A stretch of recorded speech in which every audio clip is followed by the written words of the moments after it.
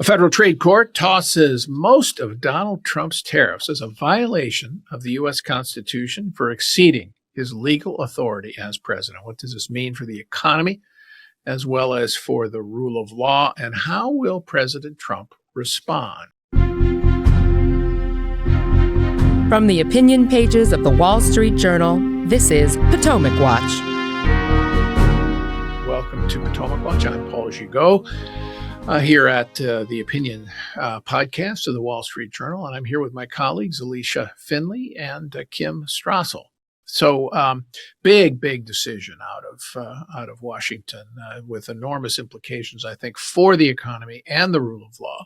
3-judge panel of the U.S. Court of International Trade threw out the Liberation Day tariffs, the so-called reciprocal tariffs, including the 10% across the board tariff, the fentanyl tariff against China, and those against Canada and Mexico.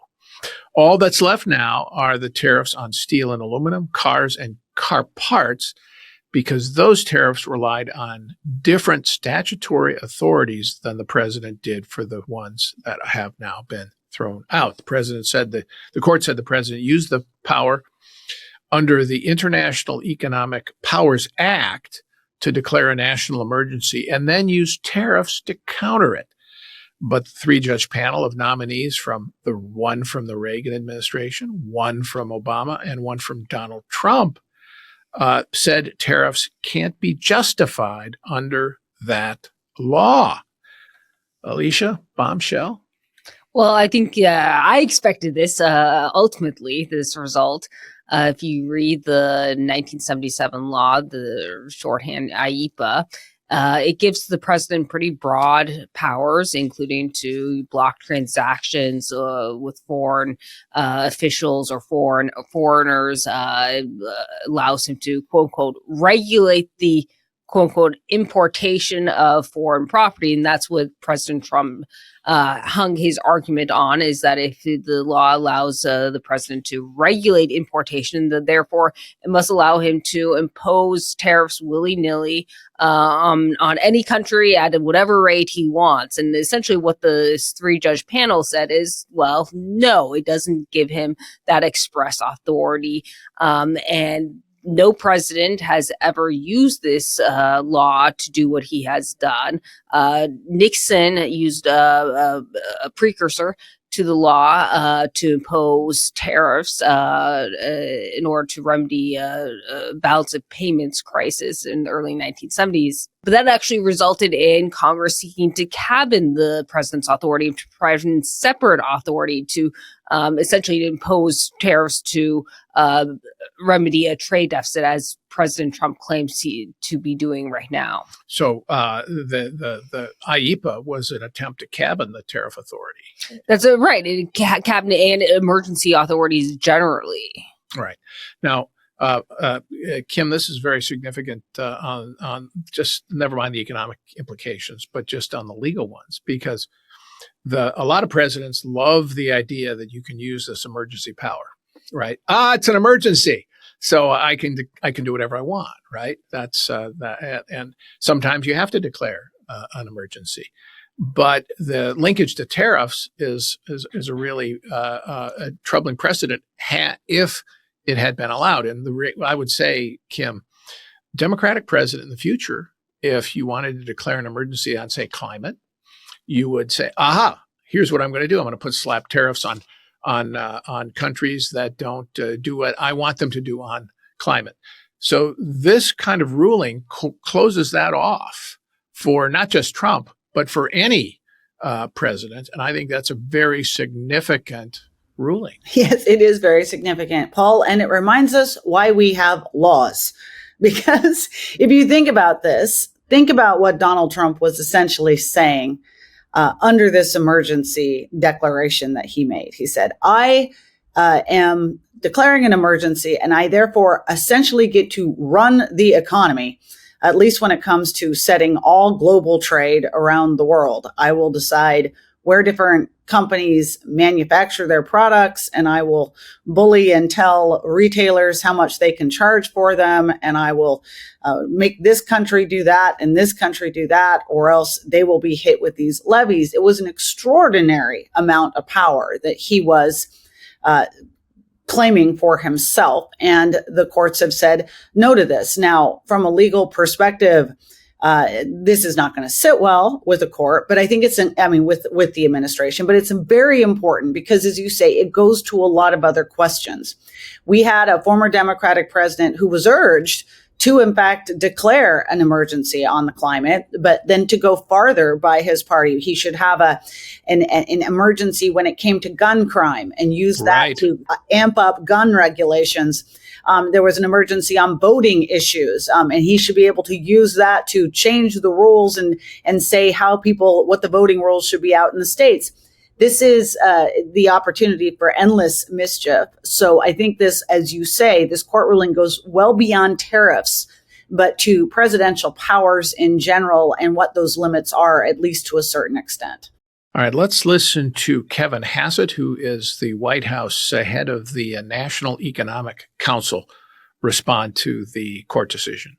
This trade negotiation season has been really, really effective for the American people. And it's unfortunate that people would attack it as the journalists did or the way the judges just did. You know, these activist judges are trying to slow down something right in the middle of really important negotiations. And the idea that the fentanyl crisis in America is not an emergency is so appalling to me that I'm sure that when we appeal, that this decision will be overturned. Well, I like Kevin Hassett. I've known him for years. I think he's a decent free market economist. But in the Trump White House, there are certain rules. And one is that you have to say nice things about tariffs. Now, I think let's talk about a couple of elements of what he said. Number one, the court wasn't trying to do this amid negotiations, to scuttle negotiations. This is just the calendar that came up. They had a couple of lawsuits to consider. They've got to consider it. And the plaintiffs in those kinds of cases, they need to be heard to get their day in court with some dispatch. Okay, right? That's number one. Number two, this wasn't a fly-by-night decision. I mean, if you read it, and you have, and I have, it's a very considered, very careful decision.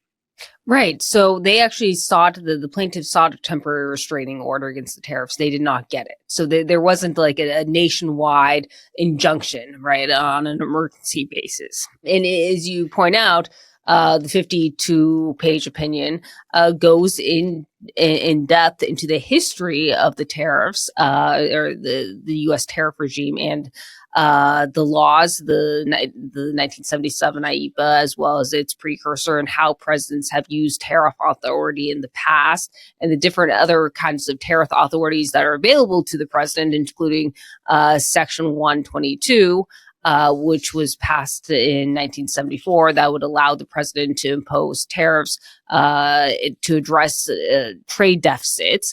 And he seemed to suggest that this would have been a better use of the tariff authority than, or President Trump could have used this instead. But essentially, he did an end run around Congress.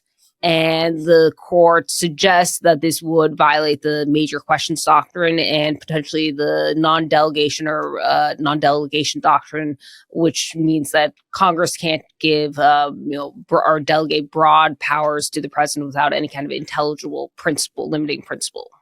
The major questions doctrine is, of course, the doctrine that has been posited by this current Supreme Court, which says that on issues of major consequence that have major effect on the economy, Congress must speak. The executive and the regulating agencies cannot simply intuit what it is that Congress meant to say. It actually has to have a justification for it. And and that includes the Trump appointees on the court. Neil Gorsuch in particular has been, I think, eloquent on the subject in concurring opinions. And so the inclusion of that major questions doctrine, Kim, in this opinion by the court suggests to me that they understood, these judges, that this is going to be appealed. The administration has already signaled it would appeal, and the next step is for the U.S. Court of Appeals for the Federal Circuit to hear this.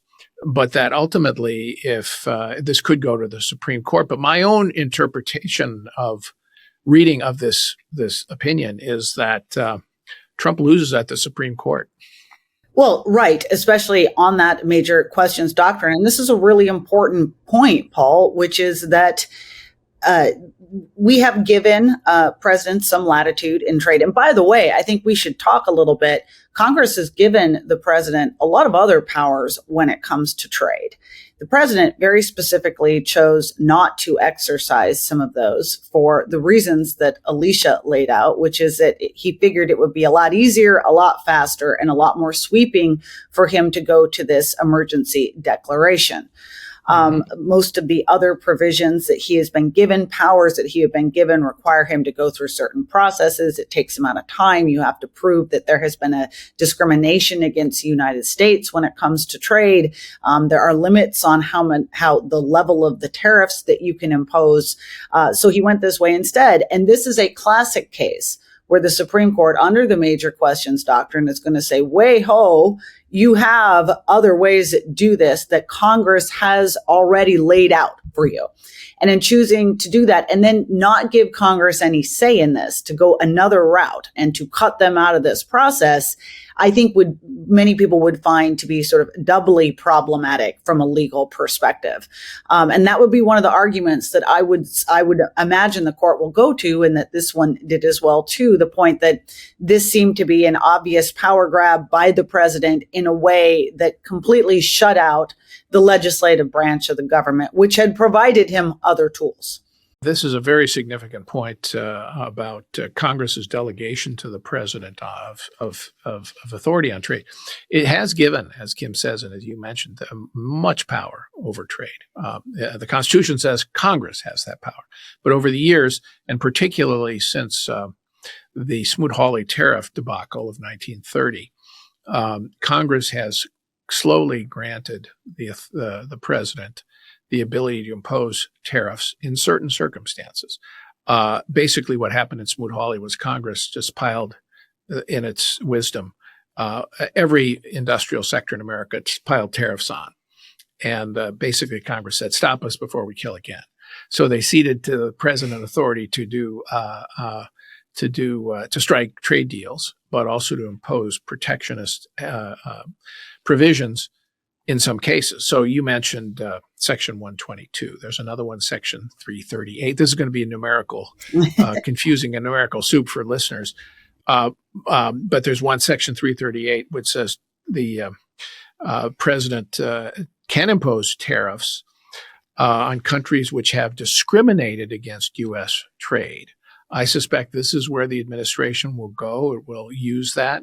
It has to have a finding that there was discrimination. Then it has to wait 30 days. Tariffs cannot exceed 50% of product value. But there is no formal investigation required for this one. So the president probably will do it. One caveat, no president has ever imposed tariffs under Section 338. There was some talk about it in the 1930s against France, Japan, and others. But not since. So, but I think Trump, would you guess, Alicia, this is where Trump goes? Yeah, that's what my sources say. This is most likely because there are the fewest restrictions. All the other authorities require much more detailed investigations, include some limits, like the Section 122 he can only use it for 150 days before Congress has to approve of it, and it has a limit of rate of 15%. Whereas this one, you could go up all the way to 50%. 50%. That's right. So I guess the question is now, as we turn, Kim, to the prospects for trade deals and the impact on the economy. Kevin Hassett made the point that this is interfering with our negotiations. I do think that this court ruling does send a message to trading partners that, hey, maybe the administration has less leverage than we thought. And maybe that if Kevin Hassett and Treasury Secretary Scott Bessent want deals fast, maybe these countries like the EU, European Union and others can strike deals that aren't as onerous as they expected. Yeah, you can look at this at a couple of ways. I mean, this does certainly, in theory, if our trading partners really wanted to double down, this could throw a real monkey wrench in all of the current negotiations, right? And it throws into doubt, even to a certain extent, the UK trade deal that was recently inked and the China agreement that was made as well, too. And they could take the perspective, well, you guys have been told no. That means we all start at zero.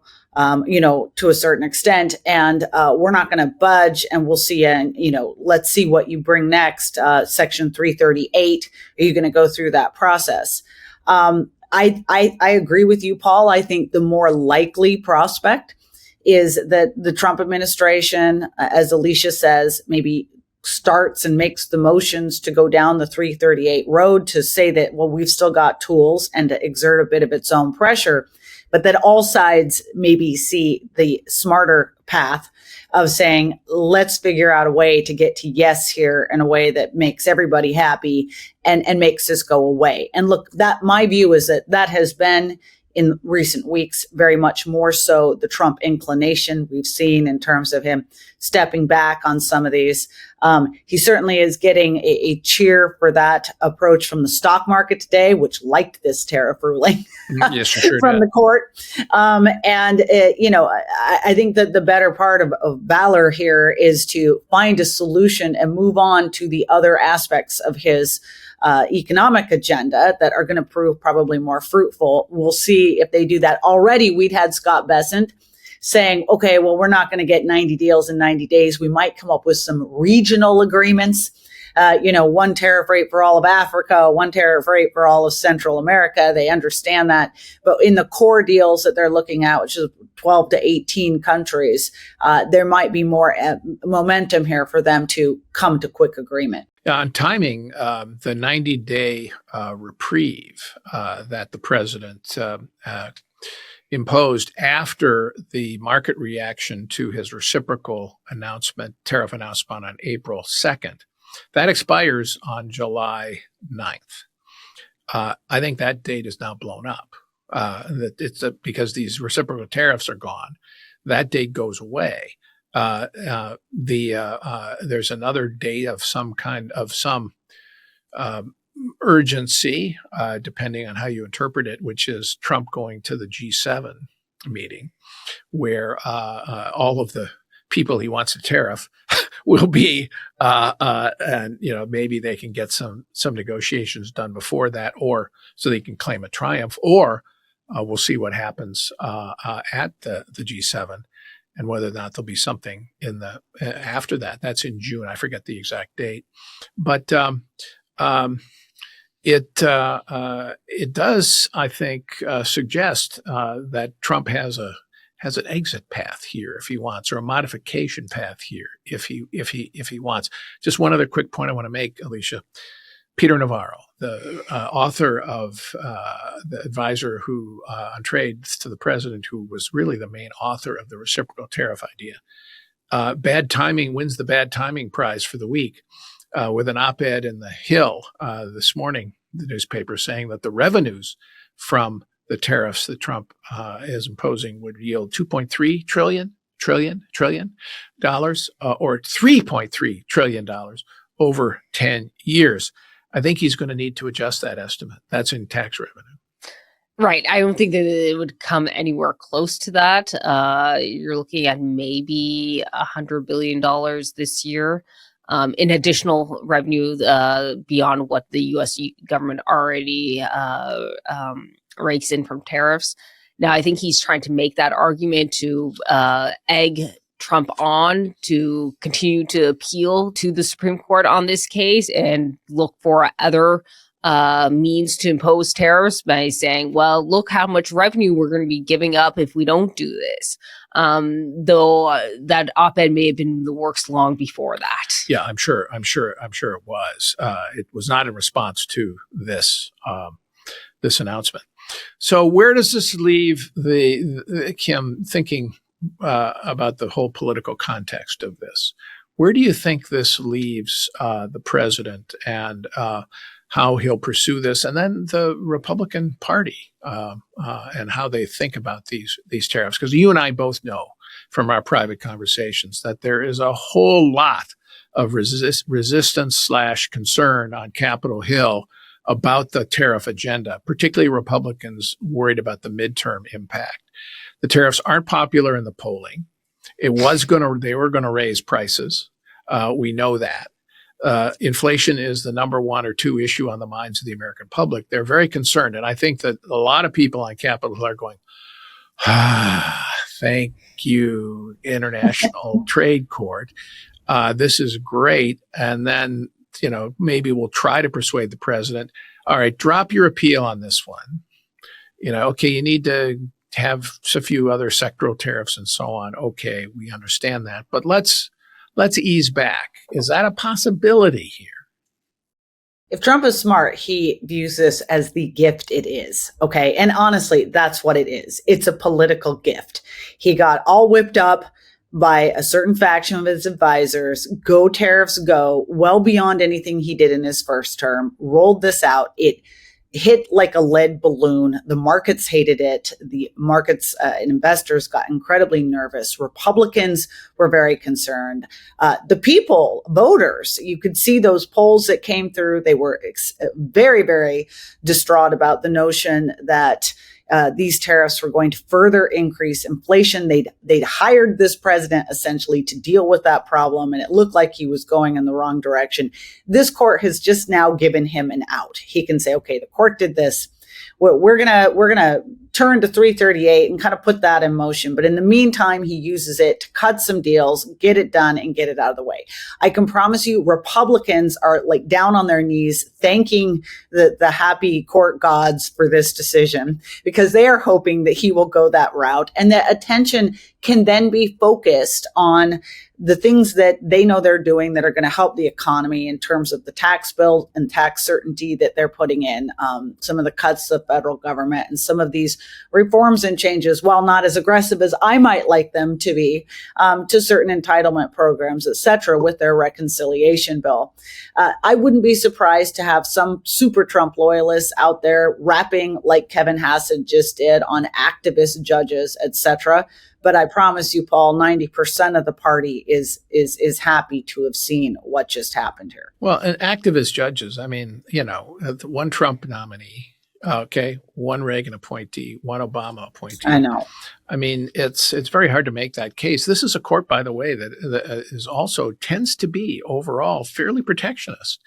And in this case, I think they just ran right up against the statute and said, I mean, there's some kind of plain language you just can't overcome. You just have to look at it in the face and say, yeah, it doesn't say you can impose tariffs here. Okay. Right. And so you can't, Mr. President, unless Congress gives you that authority in this emergency case. Well, we'll see what happens. It is, I think, a major, major event, both economically and legally. We'll be back to talk more about it every day on Potomac Watch as we are. Thank you, Kim, and thank you, Alicia, and thank you all for listening.